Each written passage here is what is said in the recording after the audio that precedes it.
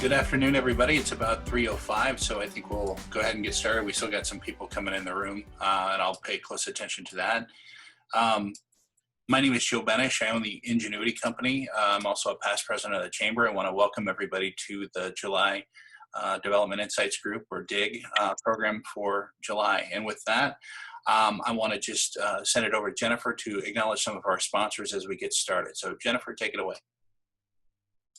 Thanks, Joe, and thank you everybody for joining us at Downtown DIG, and especially virtually. I know everybody is probably a little zoomed out, so I'm glad you could join us this afternoon.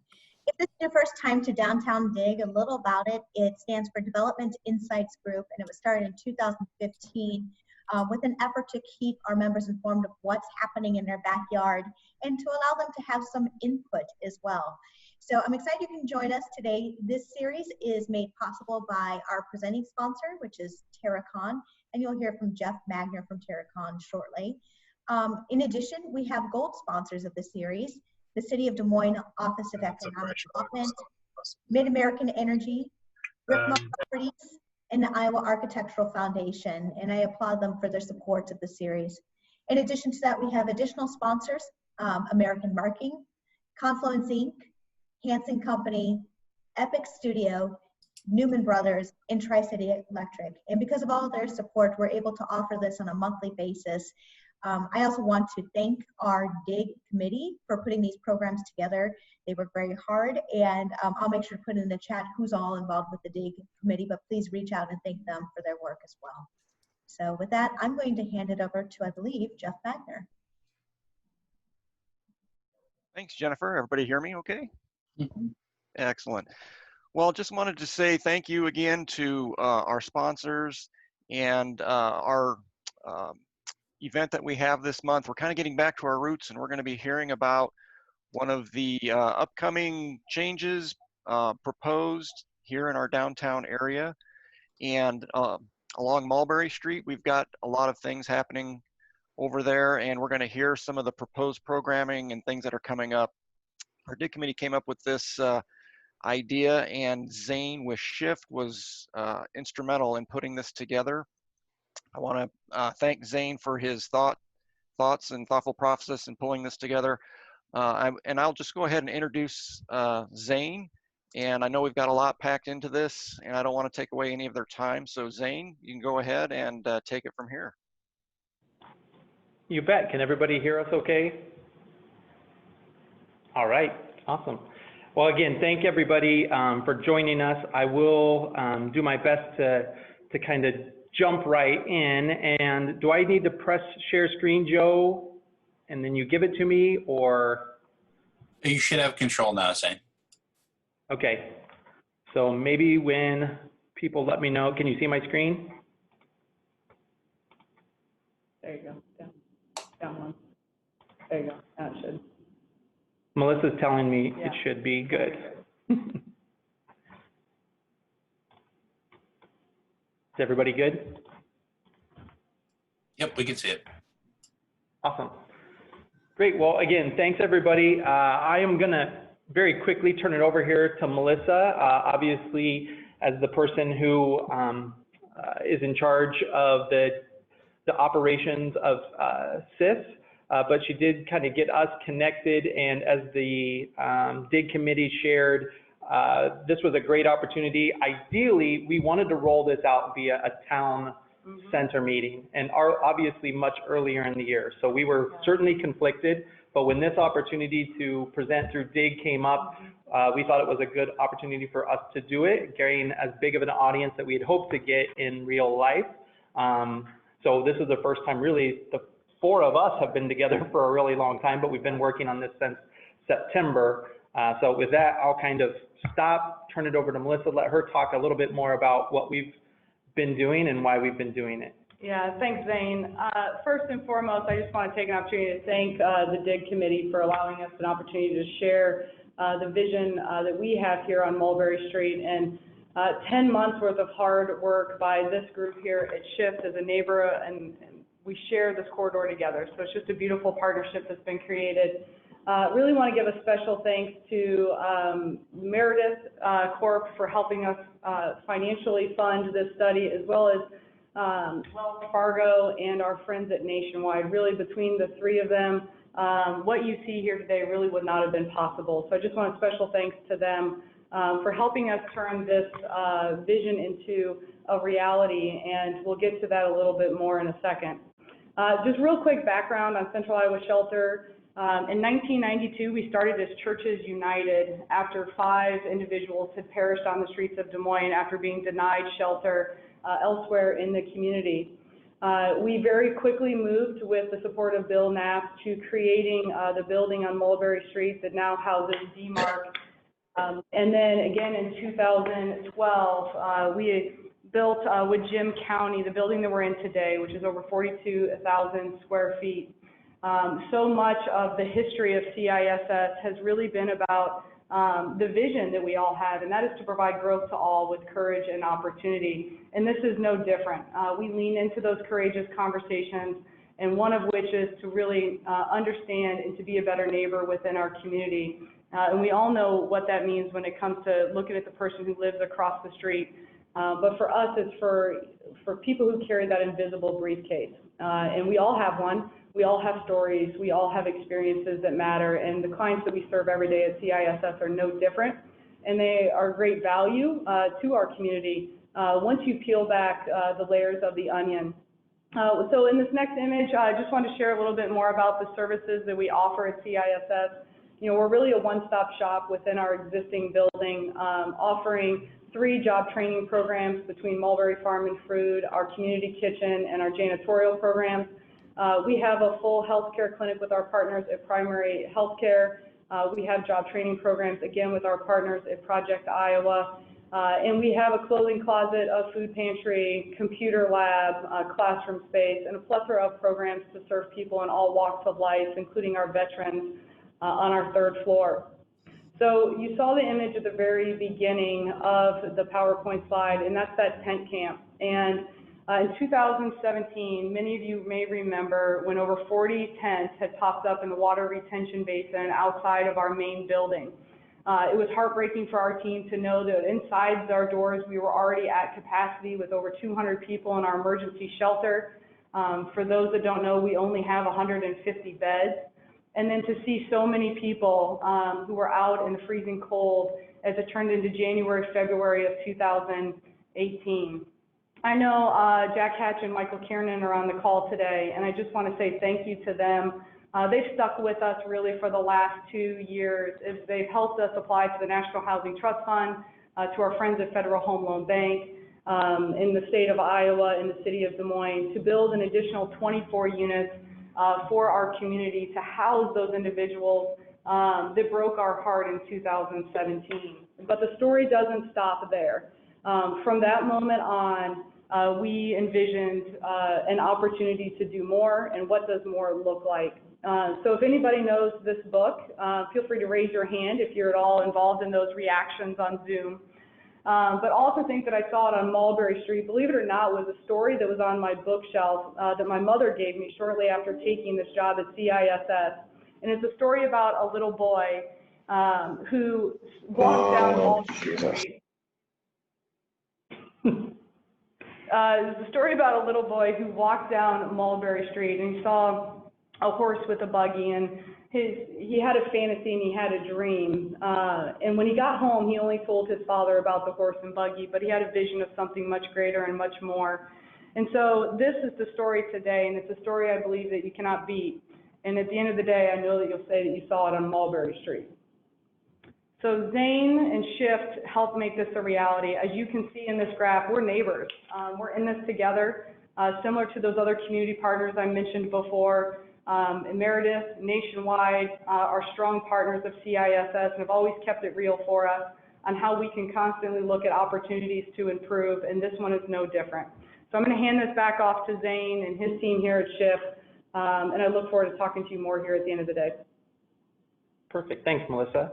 As Melissa shared, as we got started, and I'll take you the next couple slides through the process of where we started and what we've been working on, but very quickly with the leadership, CISS leadership and the board, we identified the framework plan that we would be working towards. And the first one was to address primarily was to address continued issues of homelessness, right? So that's the primary function, and we wanted to make sure that we never lost sight of that as one of the things that we were building from, or the foundation of what we were working on.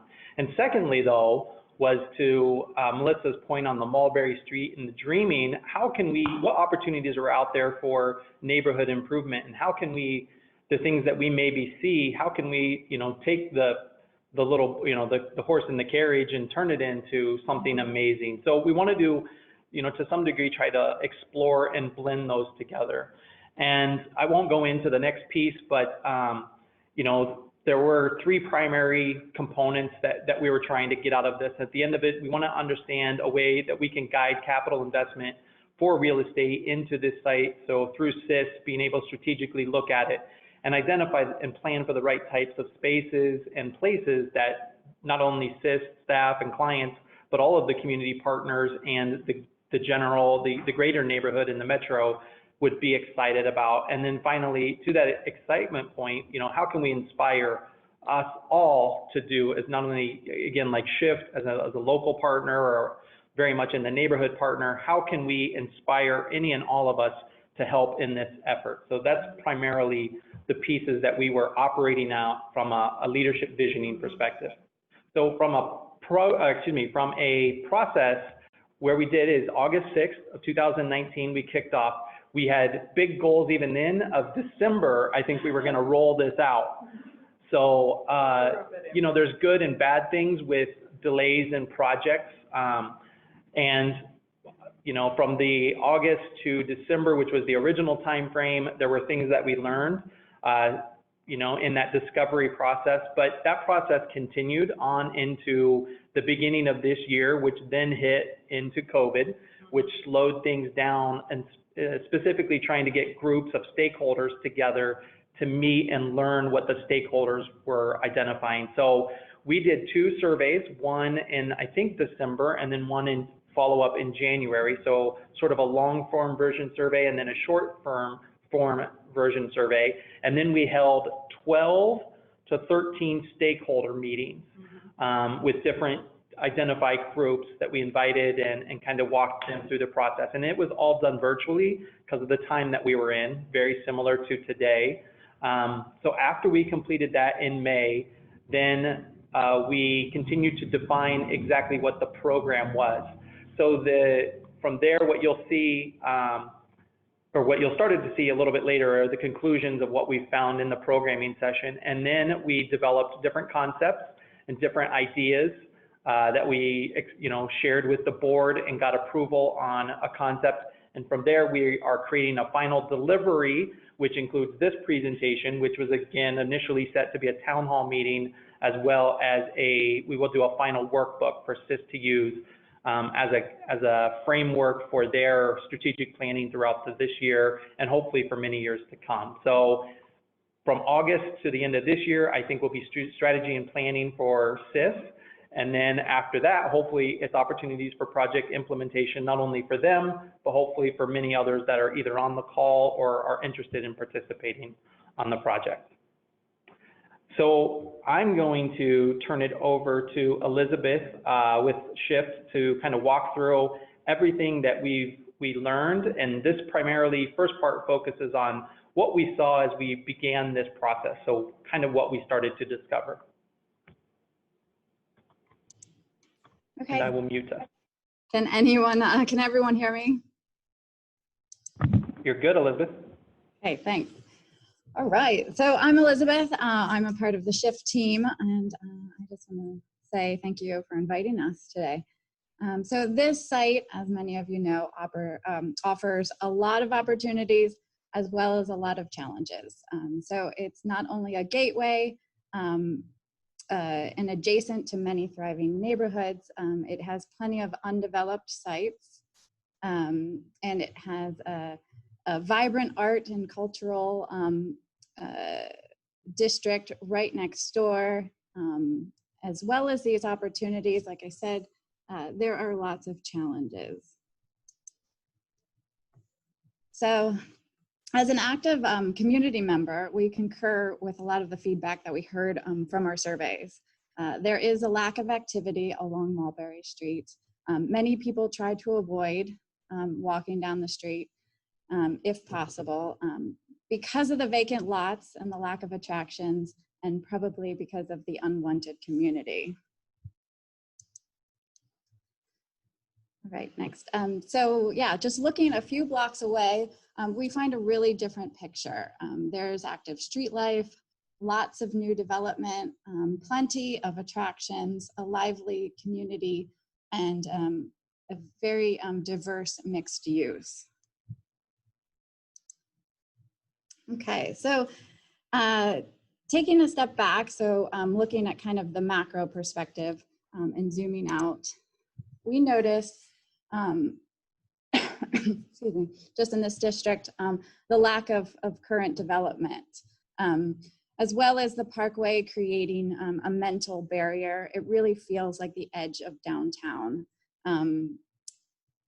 In addition, there's a convergence of all of these street grids at this area. So our site really becomes an important hinge to where all these kind of grids meet.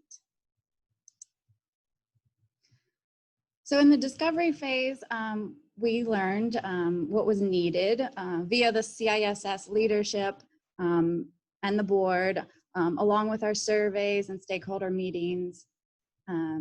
And from our own real estate market analysis, we learned the key themes. And those themes were a strong connection, a place to make connection, a place to welcome this community, as well as a vibrant new district. So as we explored these planning ideas and the community drivers that we found from the surveys, that led us to three kind of new themes, and that was inclusion, culture, and a shared sense of wellness. So eventually we distilled this down to a list of active themes that were present in almost every discussion that we had. And those were activity, housing, community, equality, inclusion, and support. So it became about creating a methodology for how those themes would be structured. And what became obvious was that there wasn't a hierarchy, but a desire or a need to think of them collectively and equally. So from there, we identified the program. And these needs came from the community surveys, the stakeholder meetings, along with relevant market research, such as the downtown workforce housing study, and the CISS Confluence Agri-Hood Park study. All of these elements were grouped into 6 main categories that are shown here. So then it was time to develop some of these ideas. Okay, so where we landed with 3 unique diagrams that could help us evaluate and plan the program elements within the site. So here we see option 1 the option 1 was gradation, and that focused on layering density and working outwards from the downtown area. Option 2, radial, and that option focused on a community core and developing outwards from that. Option 3 focused on connectivity, and so that was about extending pathways, fusing new and existing streets, and really stitching the neighborhood together. So once we had the partie diagrams or the big ideas, we layered different programmatic elements throughout the site and explored many different diagrams to share with the CISS programming committee and the board for approval. So next, as you can see in option 1 and option 2 are several elements of the program that were studied for validation, but it was the third scheme that resonated most, with everyone. And so here's option 3, which combines some elements of option 1 and option 2, but it has a focus on building connectivity. It went as far as proposing even a pedestrian bridge over MLK, which links the new development in the Western Gateway with the new developments for Graves Landing and the planned future soccer stadium. So I'll pass it on to Melissa really quick to share more on why option 3 was selected. Yeah, thank you. So the board of directors had an opportunity to hear a presentation by Shift when this was about a 90% completed. And for us, it was really about this connectivity piece. As much as it is about uniting and coming together as one, it seems now more than any other time in our history, this seems to be an important topic for us. We've all been social distance for a very long time. We're having conversations about racial equality across our community.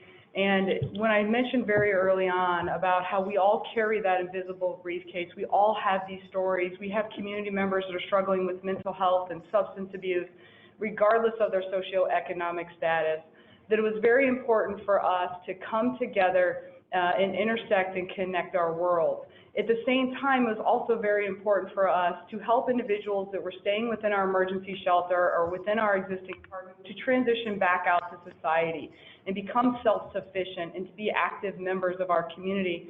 So it was not just about bringing people in and connecting as neighbors. It was just as important for us to unite and to help people regain their way of life.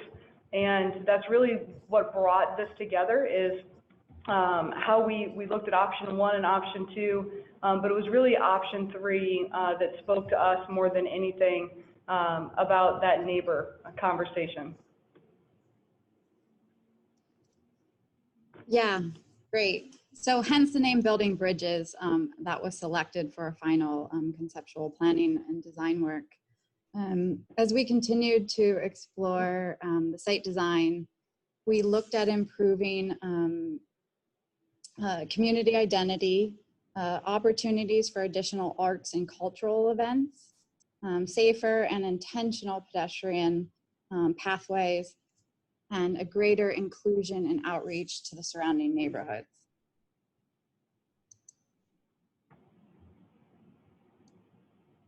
Okay, so looking at the program elements, these were the ones that were distributed throughout the study.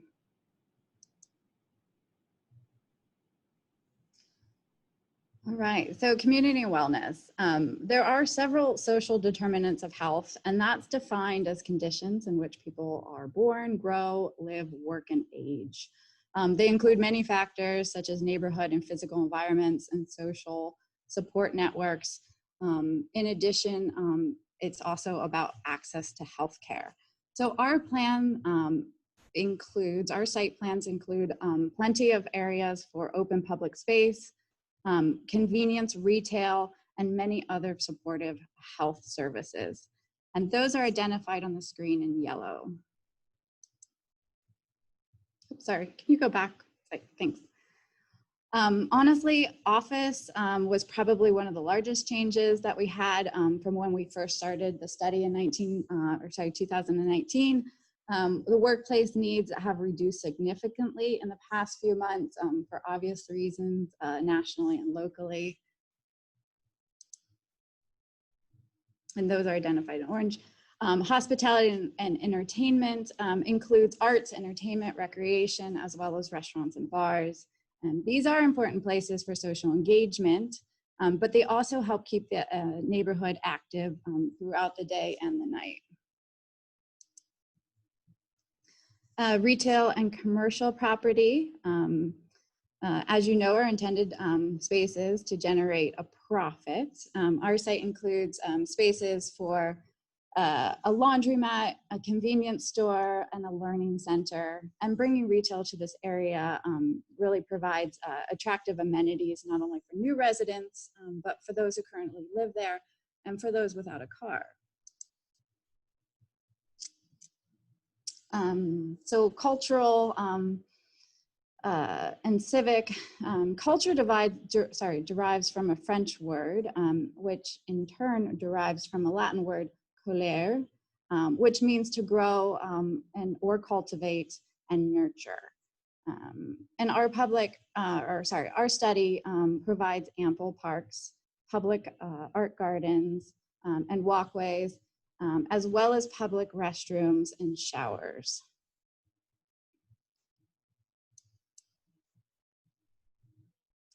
And then here, new housing includes all types of housing, but obviously this was the primary focus of our study, and this was on affordable and supportive housing mostly. So it's important to note that there are dedicated parking areas throughout our site. And they will accommodate the increase due to the new development and ideally relieve the current need for additional parking in the area. And then lastly, we wish to increase and continue to develop the urban landscape and the streetscape work that has continues to be, it's continuously successful and implemented throughout the downtown metro area.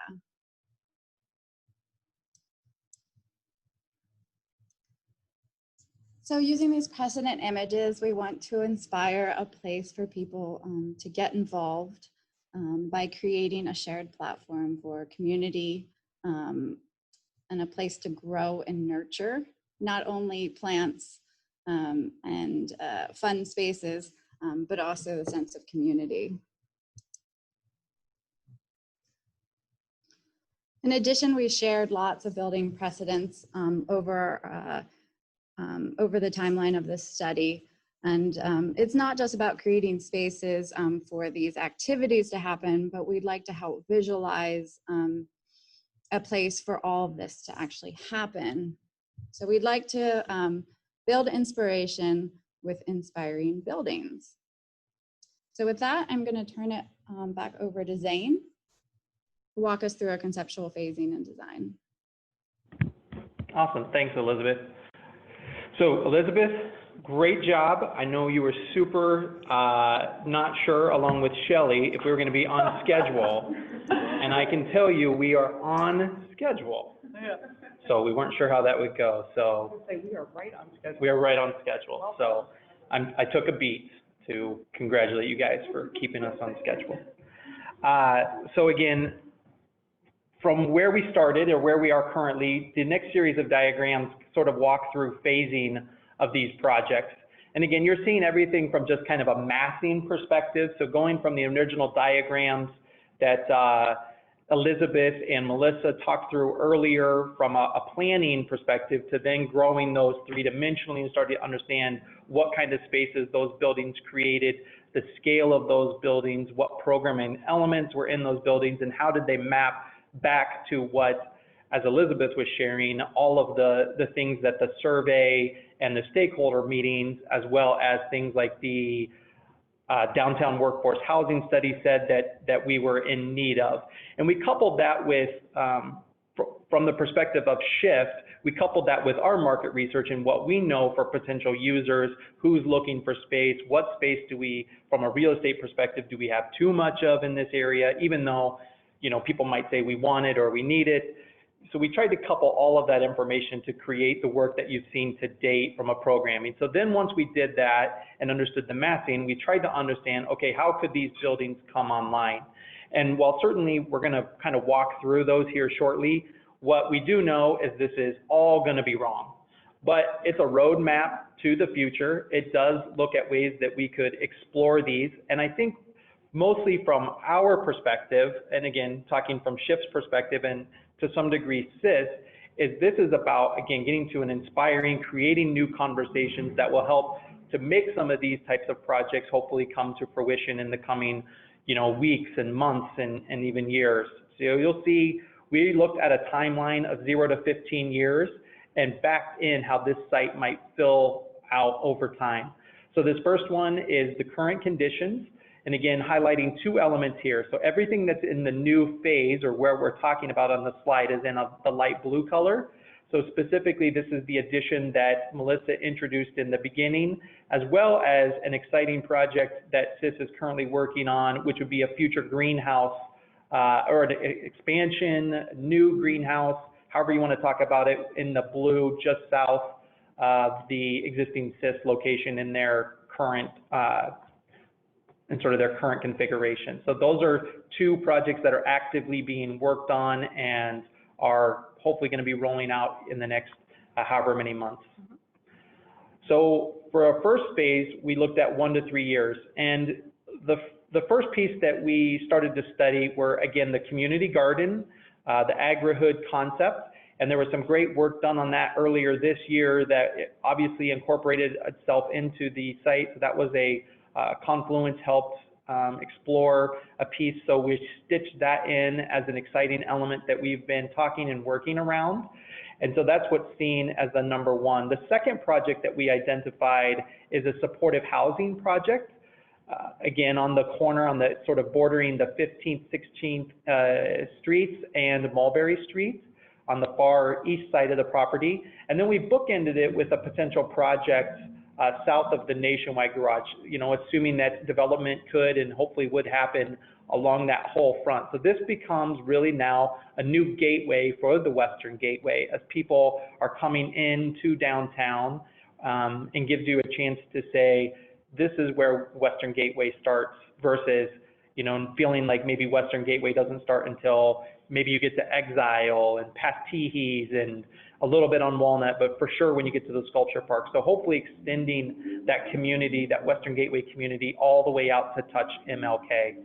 The other project that was in phase one is an adaptive reuse. We always think one of the best things we can do is maintain our existing building stock, a very sustainable approach, and one that ideally speaking, we are able to do. So that's a project that as part of this study, we reviewed, or we believe could be an adaptive reuse opportunity and reimagined into something else.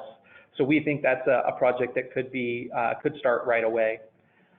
Phase two explores, you know, obviously the next wave, the 3 to 6, and this one starts to look at, you know, what could happen from some really signature projects, and specifically what could happen directly across, because that's one of the, you know, when Elizabeth talked about it earlier, this perception of this unwanted community. Well, how can we, to some degree, punch that in the face right away and do a project right across the street that has some great things going for it and starts to increase activity and give us a new signature project that's large enough of a scale that starts to change the conversation.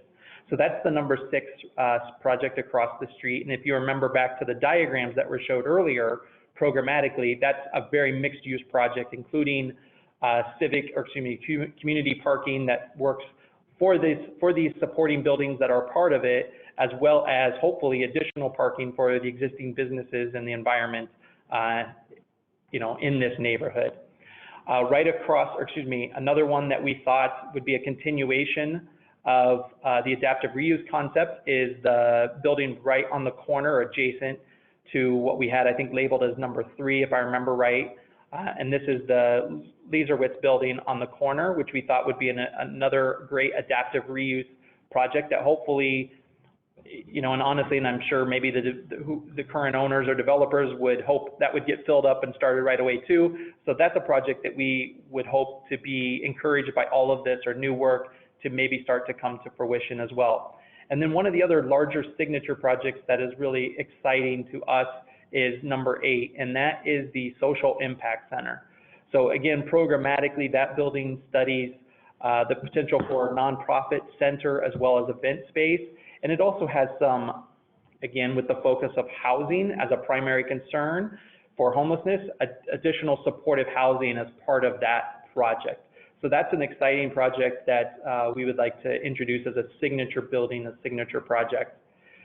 Moving out to phase 3, we start to look at infilling the rest of the developable area within the site. So starting on the easternmost edge on the corner, just south of the building that we're in, number 9, that would be programmatically looking at some sort of hospitality event space. And again, we're proposing, and you'll see it a little bit here in the images for the video, but a distillery concept with potential office, again, a mixed use project that looks at office above. Down the street, then bookending it with another project would be number 10. And again, that's a mixed use project that looks at multiple housing opportunities, as well as, I believe Elizabeth shared earlier, convenience type retail. Come and Go just did an amazing project, not too far away from here, but far enough that we're proposing there's another convenience opportunity in this location. So Come and Go did one in the Edna Griffin building. And so we're hoping there's something like that could show up in this space, as well as something as simple as a laundromat. Now, Melissa wants it to be a bar and laundromat, which I'm totally for, and would have come and helped, you know, many moons ago for me in college, or when we redid our laundry room and I had to go do laundry. That would have been. You add that to it. So that's a project that we were looking at in number 10, as well as additional parking in that building. And then number 12 is a mixed use project with health and wellness. We're looking specifically at identifying some sort of health service like an eye doctor or a dentist for this location or this neighborhood, as well as additional office above and adjacent to the side of that project. Getting further out and getting a little bit further away from our study, specifically we looked at lots directly to the west of the building we're in, which is on the corner of 13th and Walnut. So that's the 13th project that you see there. And again, a mixed use project with potential commercial retail on the lower level and then housing above. And then 14 as a very focused workforce housing, affordable housing model with additional parking and retail in number 14. And then as we shared at the very beginning of this concept with the building bridges, number 15 at the bottom, looking at a signature pedestrian bridge connection to connect the Western Gateway, as Elizabeth shared earlier on, across the railroad tracks, across MLK, and connecting it to the Grays landing area, as well as the future soccer stadium that's being planned and worked on. So those are the big planning ideas, and you can see very specifically we've identified potential users and hopefully program elements. Sometimes it gets very specific, and we've totaled up square footage, and that's how we've started to break all of that program down. Pulling, you know, kind of going back out again and sort of seeing it as a sort of confetti of what could be within the site, starting to see how lots of different program elements are then sprinkled throughout the entire area. So one of the things that makes, that we believe makes Shift unique is the fact that when we're looking at projects, we're doing it from multiple perspectives, built in the way that our company is built. And what I mean by that is not only are we design and planning, we are also construction management, as well as we work within real estate brokerage, owner's representation, and project management. And I share that because from my perspective, that was one of the things that, and Melissa, maybe you'll disagree. If you guys really want to know, you can ask Melissa. But they looked at bringing Shift on board because we were looking at things comprehensively. So when we started to identify not only the projects and the you know, kind of the planning diagrams, we also were getting into the costs of what these would be. So, you know, as part of our deliverable, we're also going to be rolling out potential high and low costs of what we have seen within the market and what we believe to be relatively realistic, as well as timeframes or schedule opportunities. And then finally, we also have a development kind of matrix on the right-hand side in terms of what might be the funding mechanisms or who might be interested in these types of projects. So the one clarity that I'll bring on this screen is for anybody snipping this or copy clipping this, this is not going to be the final. We know there's probably another 2 to 3 weeks of refining this, because the numbers that we've come up with for this first iteration were based on programmatic square footages. So for instance, in one of our mixed use buildings, we might say, and I'll make up numbers and then our team can beat me up later, but I'll say something like $80 or $85 a square foot for parking garage. And we're assuming that there's 20,000 square feet of parking garage. So that number is plugged in, as well as a typical office is you know, 150 square foot or $150 a square foot. So it's that kind of numbers that we used in this first pass. We're refining those now that we've gotten into more building design elements. So I'm going to pause right now, and I'm going to do my best to bring up this video, and I'm not going to do any Morgan Freeman impressions for narration, but I'm going to narrate a little bit as we kind of walk through this video, and maybe while I get that, yep. Yeah, while you do that, Zane, I'll just touch base really quick. So that's part of what CISS was looking for when we started this partnership. Is it's great to have all of these plans and all of these ideas and to create this vision, but at the bottom, at the end of the day, what's going to cost, and how do we actually turn what you're seeing here on paper into a reality?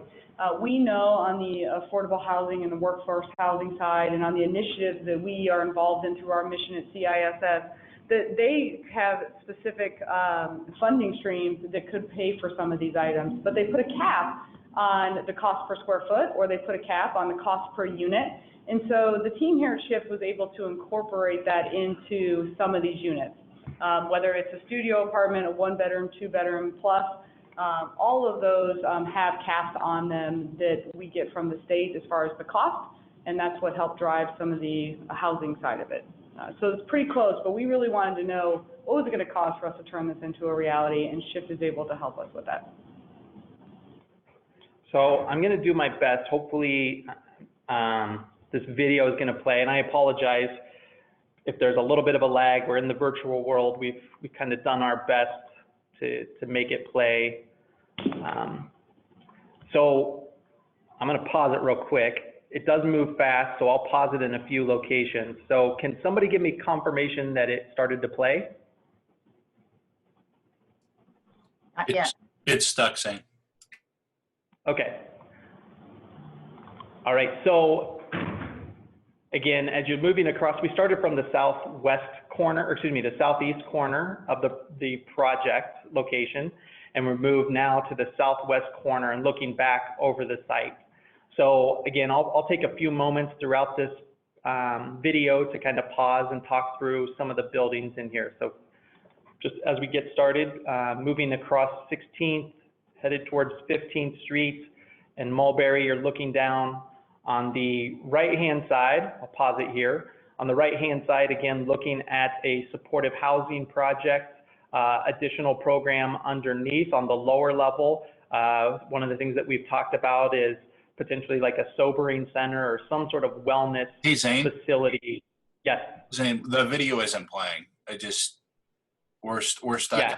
We're stuck on a screen. Is that where you want to be? I just want to make sure you have what you need. Yep. Perfect. Thank you. Yes. So it should be paused at this moment, and hopefully as I play it, I'll tell you when I'm playing and stuff again. It's not playing? No, Zane, we can't see the video yet. It's still on the slide. Oh, I know what you got. So I got this. Hold on. Stop sharing and then start sharing again. Oh. Because you changed Stop sharing. and then start sharing again on the video. Because you changed programs. Oh. Melissa's going Go to back fix to me. Zoom. Yep. Sorry, guys. Now share screen. No, take your Now time. We were just on time. We were on time, and now. Staying on time. There we go. This is actually why we use Joe Benish to help us facilitate these meetings. Thank you, Sheila. I think we can do this now, Zane. We can see it. All right. Now go. Okay. Are we going? Excellent. I'll take everybody's silence to mean I can talk. Okay, so again, moving across the site, moving down through the 16th Street to 15th Street, overlooking Mulberry. I'm going to pause it here. Morgan, click. Am I good? Yeah. Okay. Morgan's checking me, guys.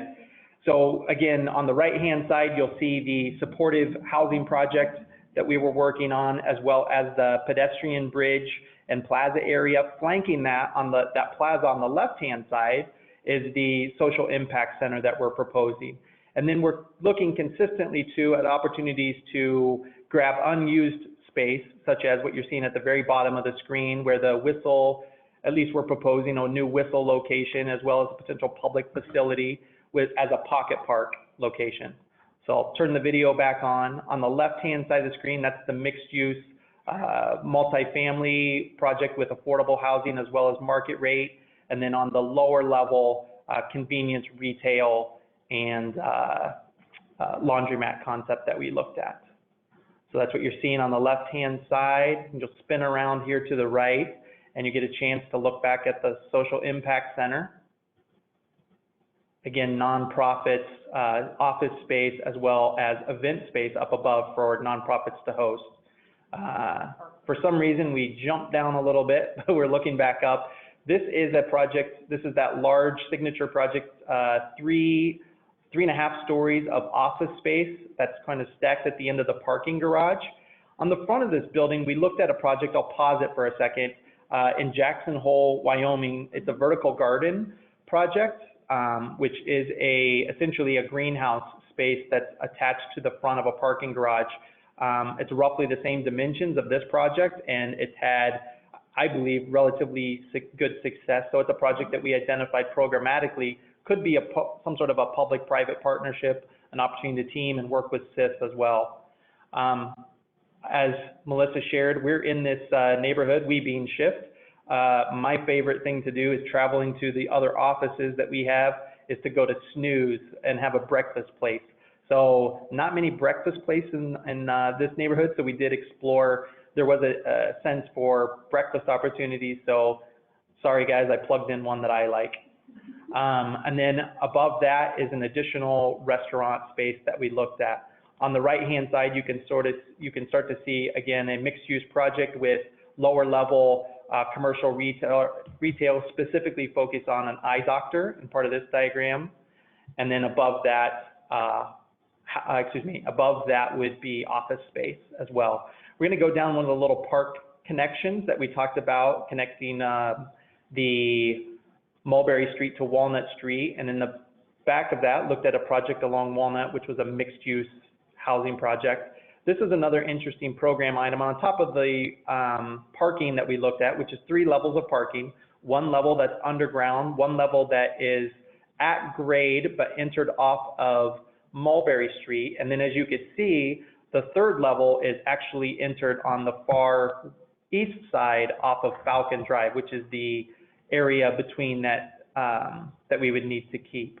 A raised park for community, and as Elizabeth was sharing, arts and cultural events. Specifically, we're looking at the opportunity to do outdoor movies. So Morgan lives in Flux, which is just here on the right. So I'm sure being able to look out her back deck and being able to see a movie in the park would be an interesting amenity for her. The building on the right-hand side, that would be market rate housing. So flats or condos that would sit on top of the restaurant hospitality projects below. Looking back Mulberry Street and now turning to the left, you'll get a sense of the large project south of the Nationwide Garage, and then back on Mulberry Street. This is, I'll pause it right here, this building on the corner, which we've kind of lovingly named the Catalyst. So this would be, as again, one of the program elements that we've identified or started to look at, knowing there's some potential use or viewers, or excuse me, users out there that are looking for a new downtown or looking for a distillery location. So we proposed a 2-story distillery with event space within that, and then office, 1.5 floors of office above. This is the adaptive reuse project, which we are marketing or proposing in this as the Bazaar, which would have this international flair, small sort of small markets, restaurants, small shops, again, things that aren't necessarily high-end, but provide a lot of convenience and unique amenities within this area as well. Quick view back to the Catalyst building. And then as in the background, you can see that large affordable housing project with retail and parking back there. We'll move down Mulberry Street, and you'll see the adaptive reuse projects, both of these. And then the opportunity to capture, again, kind of unwanted space and make it something unique. So if you can imagine an office user being in the 204 12th Street project right here on the right-hand side, the opportunity to kind of have a nice little area outside your office, as well as maybe shared with people who are in the market, and then can come out and sit within that outdoor space and enjoy that, as Elizabeth shared earlier, activity from the day and taking it into the night. We looked at potential opportunities for like childcare within this facility as well, and additional office space on the top floor.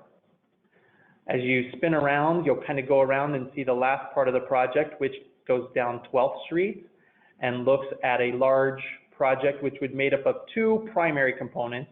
The first one you're looking at here in what we are calling Reunion would be the senior living housing project, and then on the west side would be affordable housing project, and how they come together with the lower level restaurant hospitality, and also a potential thrift store location, as well as other users, commercial retail users underneath the affordable housing.